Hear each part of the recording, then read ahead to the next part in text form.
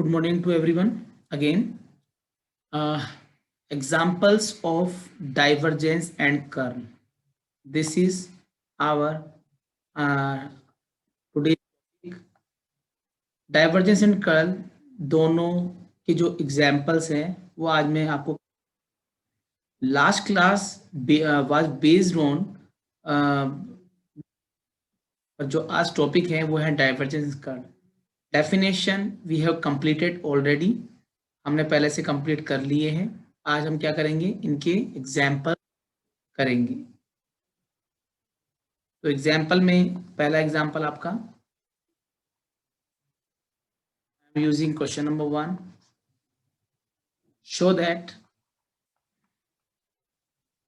show that v vector is equal to x y z square 2x square plus 8x y square z I cap plus 3x cube y minus 3xy j cap minus 4xy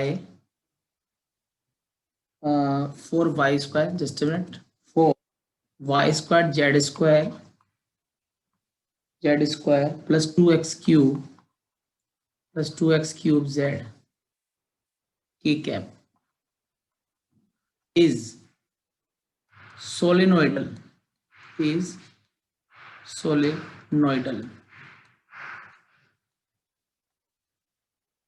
ठीक है।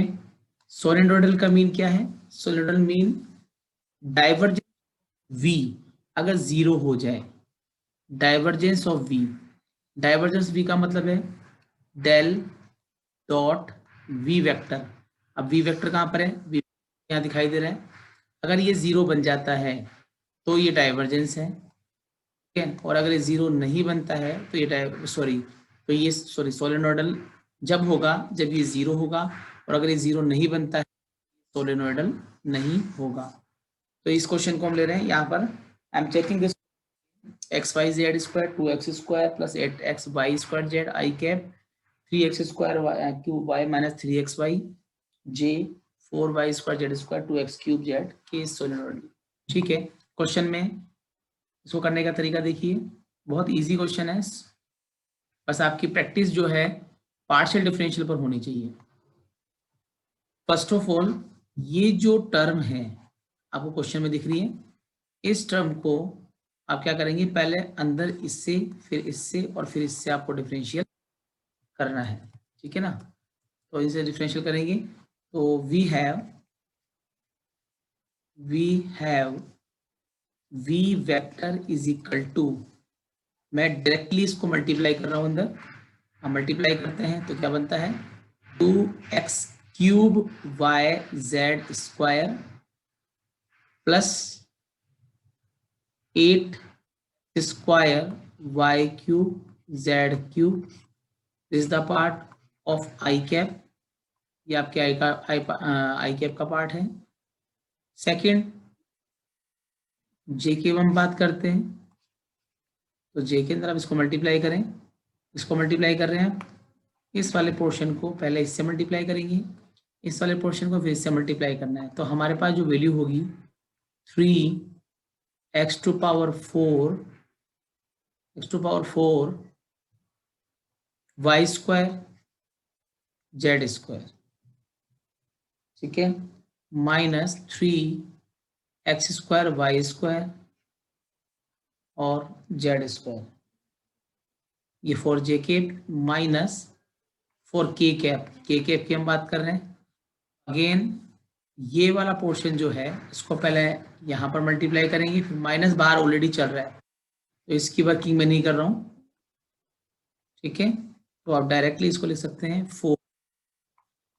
4x y cube z to power 4 plus 2x to power 4 y z to power cube please check multiplication पर मैंने कहीं गलती तो नहीं करी है। 2x³ चेक कर लेते हैं। 2x³ YZ², यहाँ मल्टीप्लाई पर 8x² Y³ Z², x⁴ Z², इनको मल्टीप्लाई पे गलती कहीं नहीं होनी चाहिए।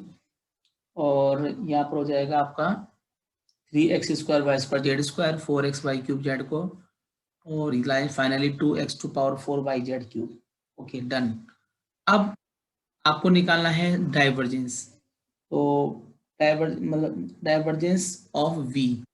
तो यहाँ पर now del dot V, del dot V, अगर ये 0 आ जाता है ये सोलेनोइडल है, अगर ये 0 नहीं आता तो ये सोलेनोइडल नहीं है। ये कंडीशन मैं आपको पहले डिस्कस कर चुका हूं। डेल का मतलब clearly I del by plus J del by del by plus K cap del y by del Z। ठीक है, इसको थोड़ा सा इधर ले लेते हैं।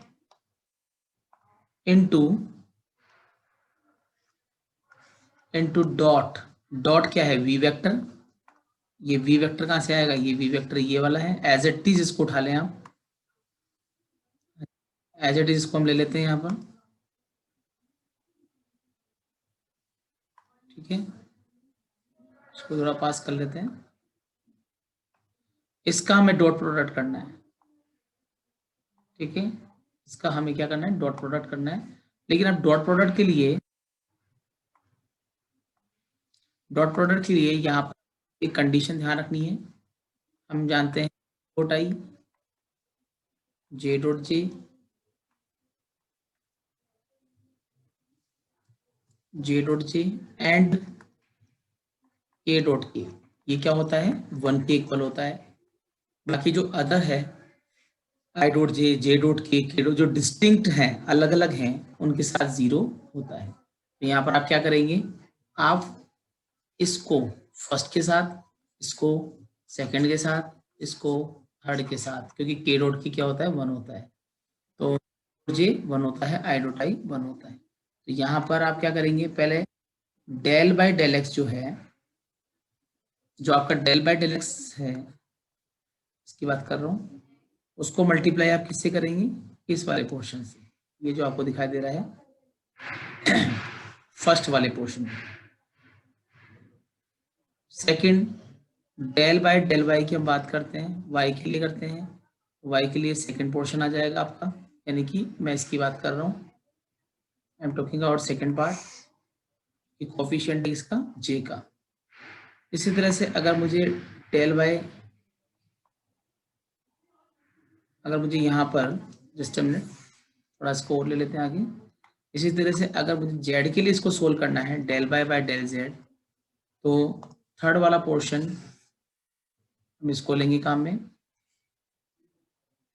ठीक है, अब डिफरेंशियल आप लोगों को आता ही है, इसमें कोई प्रॉब्लम नहीं है। विद रेस्पेक्ट टू एक्स की बात कर रहा हूँ, जब हम एक्स के लिए करेंगे तो इसका होगा बाकी 2yz³ क्या स्क्वायर क्या होगा, कांस्टेंट होगा।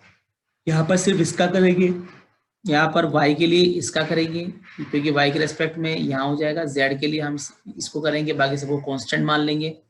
थर्ड वाले में इसका डिफरेंशियल करेंगे, बाकी ये कांस्टेंट होगा। तो जैसे यहाँ पर करना है, x³ का होता है 3x² YZ²। ठीक है, इसी तरह से आप x के लिए इसको करेंगे तो x² का होगा 2x Y³ Z³। थर्ड वाले y के लिए हम करते हैं 3x⁴, ये होगा 2y और Z²। ठीक है, थर्ड वाले का हम डिफरेंशियल करते हैं। अच्छा, यहाँ पर एक चीज जो रह गई है, गलती कहीं नहीं है, सिर्फ ये नेगेटिव साइन यहाँ पर आपका, क्योंकि ये माइनस आ रहा है, तो यहाँ पर आप इसको माइनस लगा दीजिए, यहाँ पर इसको माइनस यूज कीजिए, बाकी एवरीथिंग इज ओके। तो नेगेटिव टर्म्स का स्पेशली आप ध्यान रख के चलें। ठीक है, तो यहाँ पर आपकी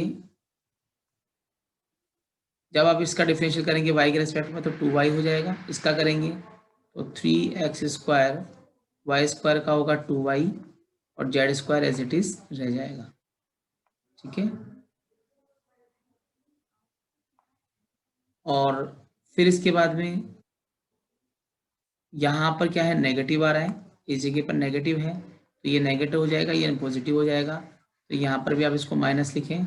और जेड के रेस्पेक्ट में डिफरेंशियल कर रहे हैं, 2x y cube as it is, z का हो जाएगा 4z, सॉरी 4z क्यूब, क्योंकि हम z के रेस्पेक्ट में इसको डिफरेंशियल कर रहे हैं। लास्ट वाले में भी माइनस आएगा और इसका हो जाएगा 3z स्क्वायर। ठीक है, तो ऐसे करके हमने 6 पार्ट्स को डिफरेंशियल करा with respect to x, with respect to y, with respect to z। ठीक है, अब यहाँ कितना बचेगा final, 6x square y z square plus 8 2 जा 16 x y cube z cube, क्या हो जाएगा 3 2 जा 6 x to power 4 y z square. ठीक है, क्या होगा माइनस 3 2 जा 6 x square y z square, यह हो जाएगा 4 4 जा 16 16 x y cube z cube, last में फाइनल में 3 2 जा 6 x 4 y z स्क्वायर। सबको मैंने सिंपल सोल्व किया है। What you see, all the terms cancel out to each other. देख सकते हैं कि जैसे ये फर्स्ट वाला पोर्शन देखिए, ये वाला पोर्शन इससे कैंसिल होगा, ठीक है, सेकंड पोर्शन इससे कैंसिल होगा और थर्ड पोर्शन इससे कैंसिल, तो सारी टर्म्स यहाँ पर क्या होंगी, कैंसिल होंगी। तो 5 ये क्या बन जाएगा, 0 बन जाएगा। तो इस जगह पर आपके क्लियरली डेल डॉट वी 0 है। मेरा मीन ये है डाइवर्जेंस ऑफ 0 है, क्योंकि उसको हम डाइवर्जेंस ही बोलते हैं। तो जब डेल डॉट वी होता है तो हम कह सकते हैं कि जो वी वेक्टर है वो कहलाएगा सोलेनोइडल। ठीक है, तो सोलेनोइडल की कंडीशन है कि divergence of any vector, if you find divergence of any vector that mean del dot any vector, यानी वी ए बी सी जो भी अगर उसकी वैल्यू 0 आ जाती है तो ये हमेशा क्या कहलाएगा, सोलेनोइडल। बेसिक जो कॉन्सेप्ट है वो पहले मैंने आप लोगों को रखा है। ठीक है, तो यहाँ पर ऐसे क्वेश्चंस एग्जाम में पूछे जाते हैं। इसी तरह से जिस तरह से आपने डॉट किया है तो आपका डाइवर्जेंस है, क्रॉस करते हैं तो आपका कर्ल है। तो कर्ल में क्या होता है, कर्ल में अगर क्रॉस 0 होता है तो वहां पर एक नाम आता है इरोटेशनल, मैंने आपको पहले बताया था। अब मैं जो क्वेश्चन है उसी पर बेस्ड ले रहा हूं। तो I am taking another question.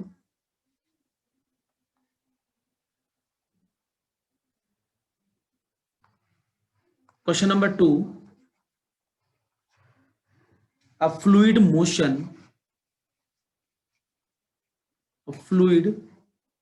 is given by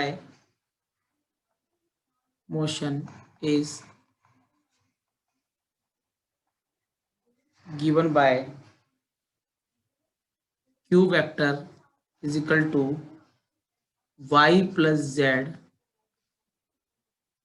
I plus z plus x j cap plus x plus y k cap। ठीक है, क्वेश्चन ये दिया हुआ है वेक्टर की फॉर्म में।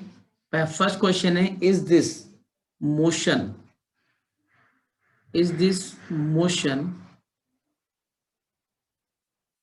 ए रोटेशनल, क्वेश्चन ये है, क्या ये रोटेशनल है। दूसरा क्वेश्चन है, अगर ऐसा है, if so find the velocity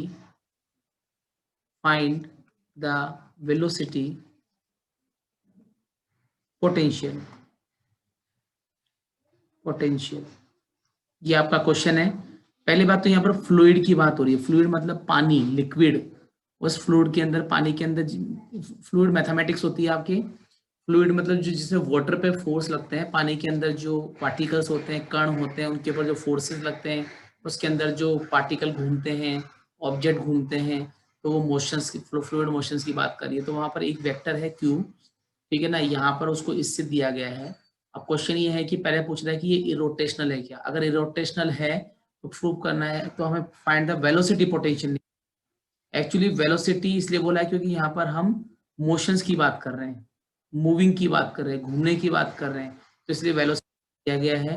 कई बार यहाँ पर वेलोसिटी की जगह एक नाम आता है, इस जगह की बात कर रहा हूं मैं, इसकी जगह आप लिख सकते हैं स्केलर पोटेंशियल, है ना। अगर यहाँ पर वेलोसिटी नाम नहीं आएगा तो स्केलर पोटेंशियल लिखा हुआ आएगा, ठीक है ना। तो वेलोसिटी क्योंकि क्यू यहाँ पर मोशन से ऐसा लिखा हुआ है, तो एक ही बात है, चाहे हम उसे स्केलर पोटेंशियल बोलें, चाहे उसे हम वेलोसिटी पोटेंशियल बोलें, ठीक है ना। तो पहला वर्किंग तो हमारा है कि इरोटेशनल निकालना है, तो इरोटेशनल का बेसिक फंडामेंटल मैं आप लोगों को बता चुका हूं। कर्ल ऑफ दिस कंडीशन अगर 0 बन जाए होगा, तो हम क्या करेंगे, सबसे पहले वी हैव, हमारे पास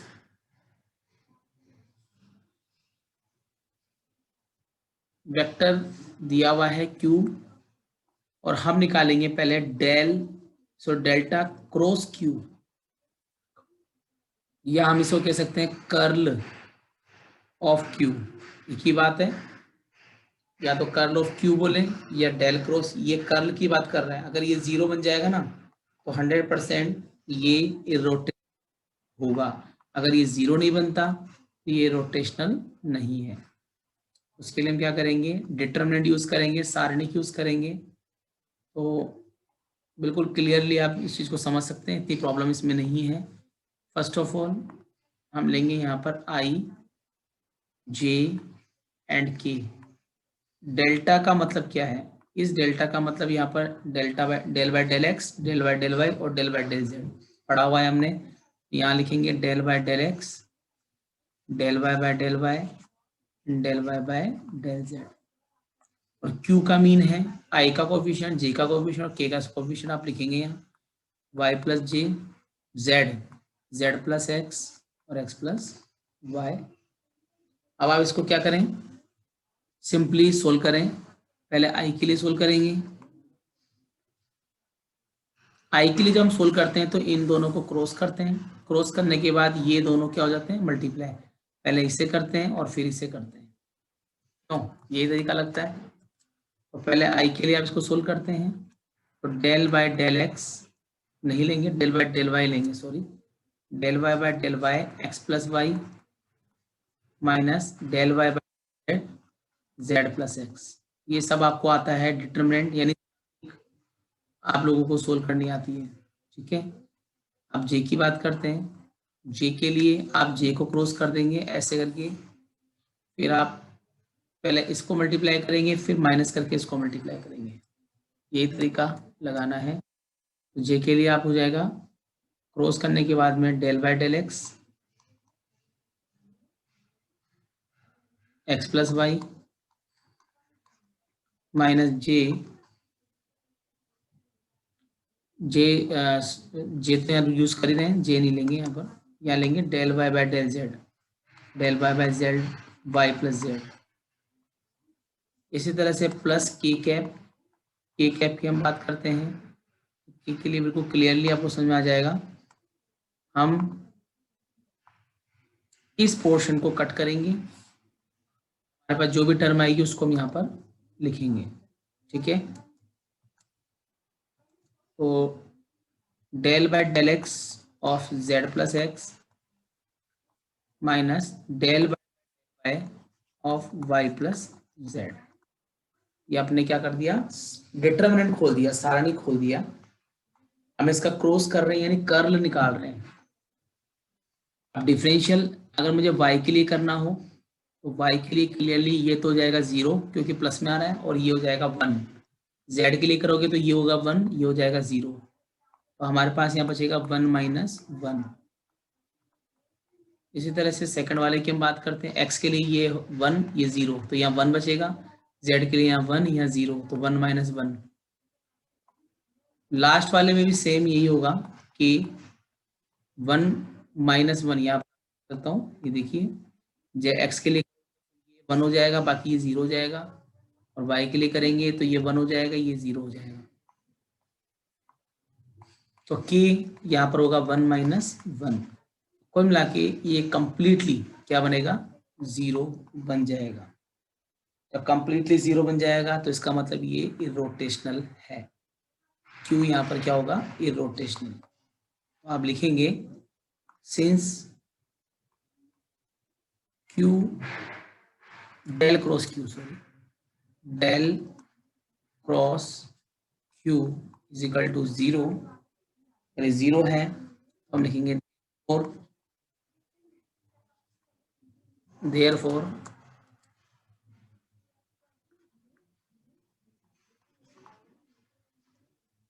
q is an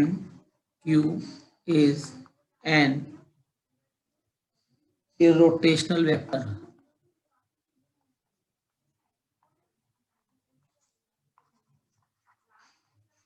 ठीक है, irrotational vector, q is an irrotational vector।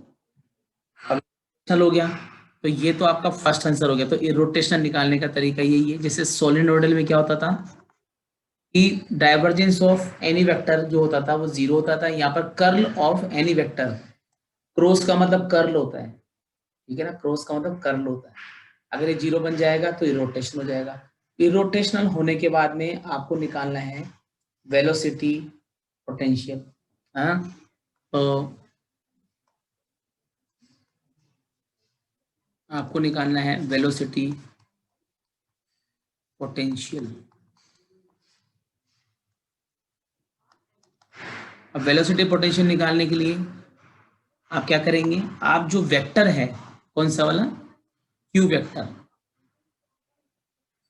उस क्यू वेक्टर को डेल फाई के फॉर्म में दिखाएंगे। ये जो फाई है ना, एक्चुअल में ये फाई, यही वेलोसिटी पोटेंशियल यहाँ पर लेंगे। इरोटेशन मतलब इस फाई की वैल्यू फाइंड आउट करनी है। डेल फाई यहाँ पर दिया हुआ है, ठीक है। तो ये जो फाई है इसी की वैल्यू हमें यहाँ पर निकालनी है। तो यहाँ पर आपके फाई जो है, या तो हम इसे कहेंगे स्केलर पोटेंशियल, स्केलर पोटेंशियल, ठीक है, या फिर हम इसको बोलेंगे वेक्टर पोटेंशियल, क्योंकि वेक्टर की वेक्टर पोटेंशियल वो स्केलर वेक्टर नहीं, इसको वेलोसिटी पोटेंशियल, सॉरी वेलोसिटी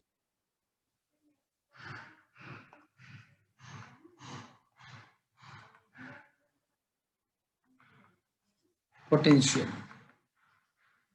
ठीक है। तो इसके लिए हम क्या करेंगे, ये लिखने का जो तरीका है, Q is equal to del phi. हमें फाई निकालना है। क्वेश्चन सेकंड क्वेश्चन पूछ रहा है इरोटेशनल है तभी हम ऐसा करेंगे, इरोटेशनल नहीं है तो हम ऐसा नहीं करेंगे। फाई यहाँ पर स्केलर है, या इसको हम वेलोसिटी पोटेंशियल बोल सकते हैं। ये हमेशा कांस्टेंट आएगा, आईजे के इसमें नहीं आता है। इसको सोल्व कीजिए जब ऐसा होता है, क्योंकि मैं क्वेश्चन नंबर 2 की बात कर रहा हूँ। इसी में देखिए क्वेश्चन आपने पढ़ा नहीं, अगर ये इरोटेशनल है तो हमें वेलोसिटी पोटेंशियल निकालना है। इरोटेशनल के बाद में ऐसे क्वेश्चन एग्जाम में पूछे, तो मैं वही आपको सिखा रहा हूँ। एक क्वेश्चन और लूंगा जिससे कि आपको ये बेटर तरीके से क्लियर हो पाए, ठीक है। तो यहाँ पर आप इसको सोल्व करें। सबसे पहले Q की वैल्यू क्या है, Q हमारे पास क्या था, y plus z i cap. Q की वैल्यू तो क्वेश्चन में गिवन है, z प्लस एक्स, यहाँ हो जाएगा j cap plus x plus y k cap. अब डेल फाई, क्योंकि ये वाला पोर्शन अपना ग्रेडियंट कहलाता है, ये ग्रेडियंट है, दिस इज ग्रेडियंट जो कि हमने पहले से कर रखा है। तो हम इसको लिखेंगे i del phi by del x plus j del phi by del y plus k del phi by del z. अब आप कंपेयर कर लीजिए, क्योंकि हमें फाई निकालना है, हम फाई निकालने की कोशिश कर रहे हैं। Comparing the coefficients of I, J and के, मतलब हम तुलना कर रहे हैं दोनों तरफ, कोफिशिएंट्स निकाल रही हैं। आई का कोफिशिएंट यहाँ पर ये है, आई का वैल्यू ये है, जे का वैल्यू ये है, जे और के कैप का वैल्यू ये है। तो हम लिखेंगे del phi by del x, first value first के इक्वल होगी वाई प्लस जेड। इसी तरह से del phi by del y, del phi by del y की वैल्यू जेड प्लस एक्स है, and del phi by del y, sorry del phi by del z, ये होगा हमारे पास में एक्स प्लस वाई। ठीक है, अब टोटल डिफरेंशियल जो कि हमने पार्शियल डिफरेंशियल में पढ़ा हुआ है, आंशिक अवकलन में हम पढ़ चुके हैं। ठीक है, तो फाई जो है वो किसका फंक्शन है, एक्स और एक्स वाई और जेड का। तो यहाँ पर आपके लिखेंगे we know that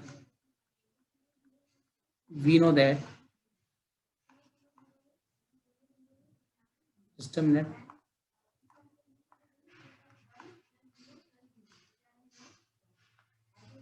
if phi जो हमने माना है is a function of x y z, clearly दिखाई दे रहा है, x के लिए भी है, y के लिए भी है और z के लिए, तीनों के लिए यूज हो रहा है ये। तो यहाँ पर टोटल डेरिवेटिव यूज करेंगे, then total differential equation, total derivative लेंगे, देन टोटल डिफरेंशियल से हम बात करेंगे।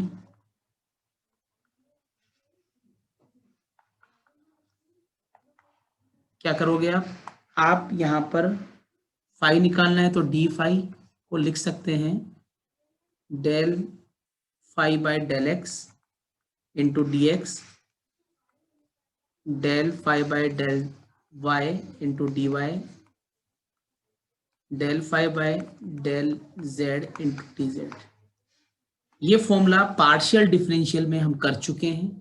पार्शियल डिफरेंशियल का जो टॉपिक था जिसमें टोटल डेरिवेटिव अपन ने किया था उसमें इसको यूज किया था। देखो फाई ये एक्स एक्स आएगा, ये डेल डेल है, ये डी एक्स है, ये डेल फाई ये वाई है, ये दोनों सेम आएंगे, फिर जेड जेड हो जाएगा यहाँ वाई के लिए एक्स के लिए। इससे क्या हो जाए, तीनों वैल्यू फर्स्ट सेकंड थर्ड तीनों क्या हो जाए इसमें इंक्लूड हो जाए। तो अब इसके अंदर क्या करेंगे, हमें डी फाई निकालना है तो इसके लिए हमें वैल्यूज पुट करनी पड़ेंगी। तो पहले आप रखें वाई प्लस जेड, इसकी वैल्यू ऊपर से देखिए डी एक्स, फिर del phi by del y की value z plus x y, और लास्ट में यहाँ लेंगे एक्स प्लस वाई, ये हो जाएगा डी जेड। तो आपने क्या देखा कि तीनों वैल्यूज को रखने के बाद में अब इससे हमें इंटीग्रेट करना है। अगर ये इंटीग्रेट हो जाता है उसके बाद में क्वेश्चन में कोई प्रॉब्लम नहीं है, बट प्रॉब्लम यहाँ पर एक सिंपल सा वर्क है। अगर dx है तो यहाँ पर ओनली x होना चाहिए, या dy है तो यहाँ पर y होना चाहिए, या dz है तो यहाँ पर ओनली z होना चाहिए। क्योंकि इंटीग्रेशन जब आप करते हो, जैसे मान लो मुझे इसका इंटीग्रेशन करना है तो यहाँ पर क्या है x है और यहाँ पर भी x है, x है तो dx है, अगर मान लो y है तो dy होना चाहिए, तब आप आसानी से इंटीग्रेट।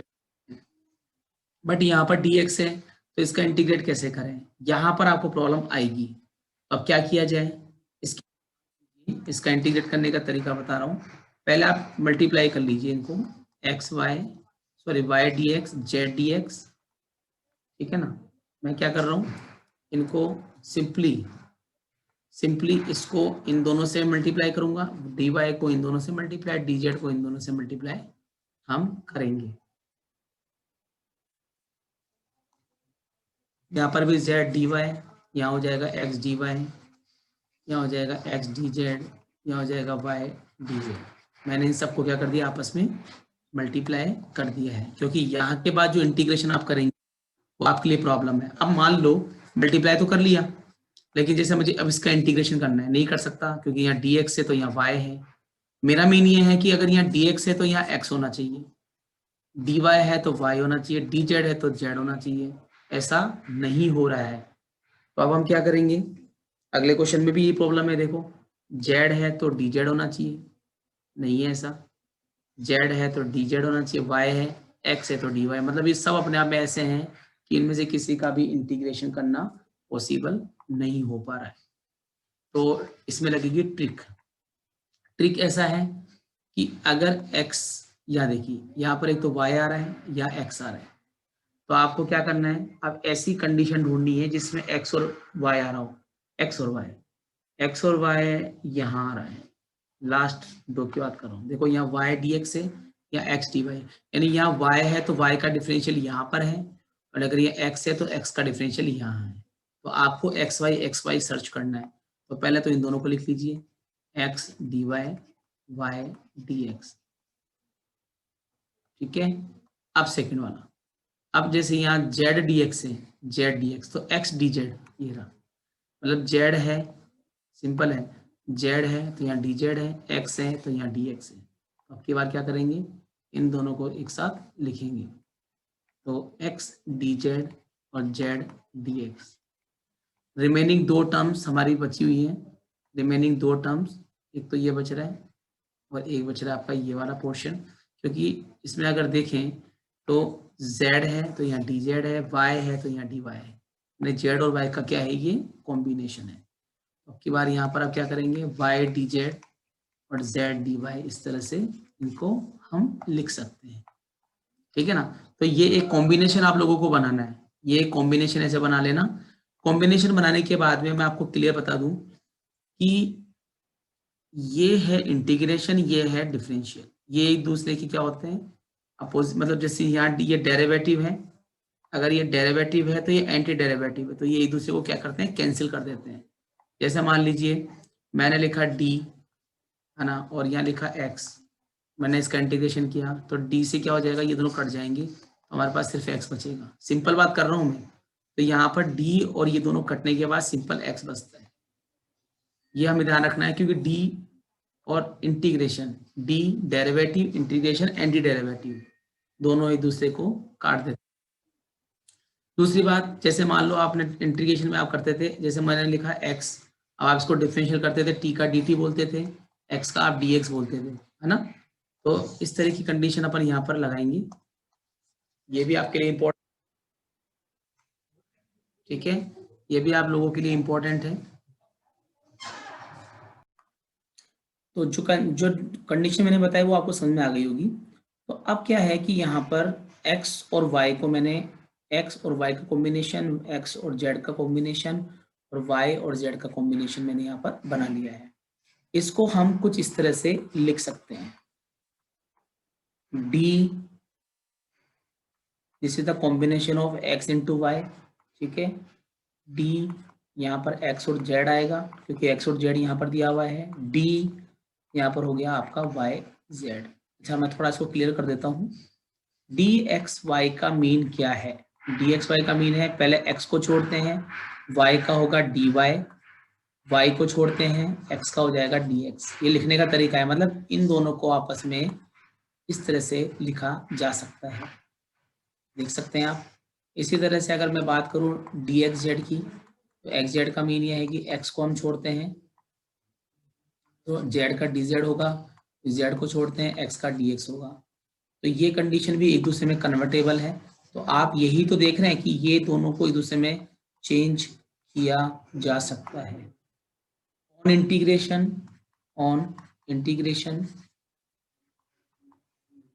वी गेट, जब हम इंटीग्रेशन करते हैं तो डी फाई का तो हो जाएगा फाई, डी एक्स वाई का हो जाएगा एक्स वाई, और इसका हो जाएगा एक्स जेड, और इसका हो जाएगा वाई जेड, और प्लस का लग जाएगा सी, क्योंकि यहाँ पर डी का मतलब ही डिफरेंशियल से होगा ओनली वाई जेड, यहाँ पर भी डिफरेंशियल इंटीग्रेशन और यहाँ पर आपके एक्स वाई आ जाएगा, ठीक है। तो ये तरीका रहेगा, ये सिस्टम रहेगा, आपको ये चीज़ समझ में आनी चाहिए। तो अभी इन क्वेश्चंस की प्रैक्टिस अगर आप करते हैं तो आगे के क्वेश्चंस भी आपको समझ में आएंगे। लेकिन प्रॉब्लम ये है कि इस टाइप का एक क्वेश्चन करने से हमें इसकी प्रैक्टिस नहीं हो पाती है, तो हम नेक्स्ट क्लास के अंदर इस पर बेस्ड एक क्वेश्चन और करेंगे।